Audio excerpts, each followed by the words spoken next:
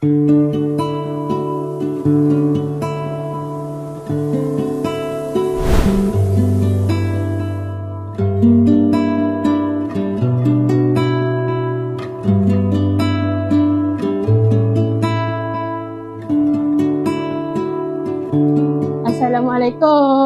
Waalaikumsalam. Ya kak, nak beli apa? Mak, nak beli air ni 5?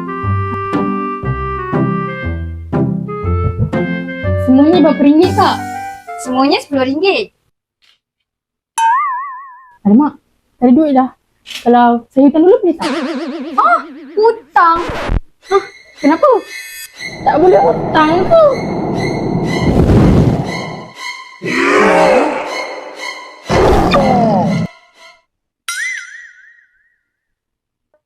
Ish, kau ni. Mak okey tak tu? Okey cik. Okey. Lain kali je lah kita beli. Mak tak cukup duit ni. Tak apa mak, lain kali kita boleh beli lagi.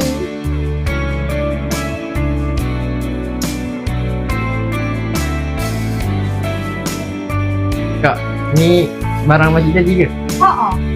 Muka saya biar saya bayarkan. Okey.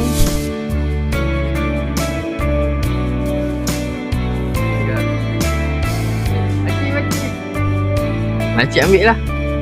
Tak apalah. Susah-susah je. Dah lah makcik tumbuk kamu tadi. Minta maaf ya. Tak apalah. Ni adik. Terima kasih. Sama. Nanti makcik bayar balik. Kamu bagi nombor telefon kamu. Okey cik. Sekejap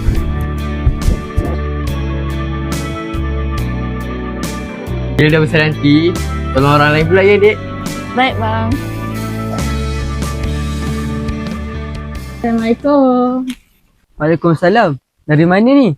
Kami baru balik daripada kedai tepi jalan tu Nah ya, ada air sikit.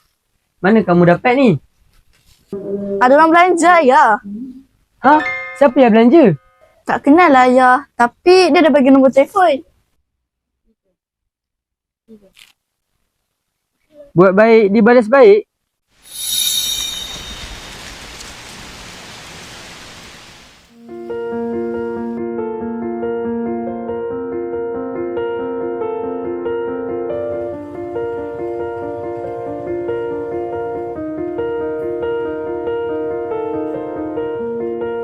Pak Manaf bukan orang kaya, namun budi pekertinya begitu luar biasa.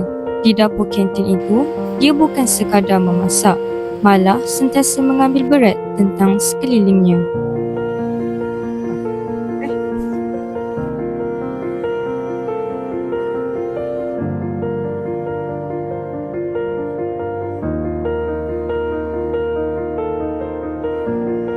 Dia tidak pernah ragu untuk membantu sesiapa sahaja yang kehausan kasih serta haiwan jalanan yang lapar.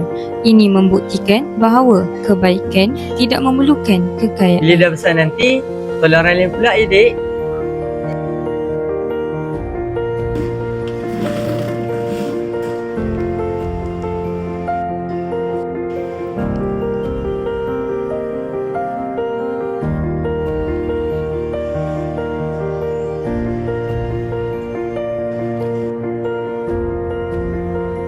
Buat baik, dibalas baik.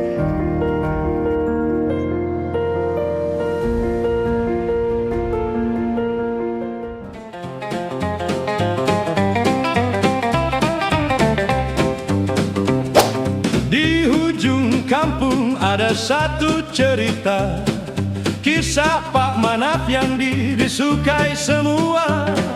Tolong orang lain tak pernah meminta, hati dia baik tiada tara. Pok Manaf, Pok Manaf, budi yang baik orang tak lupa. Berita tergempar, sekolah ini diserang satu fenomena pelik. Teruslah berbuat baik kerana benih kebaikan yang kita tanam hari ini bakal menjadi rezeki yang akan kembali kepada kita di masa akan datang. Punca kejadian masih disiasat, tetapi disyaki bermula daripada seorang lelaki. Kalau benda yang baik, biarlah ia berjangkit.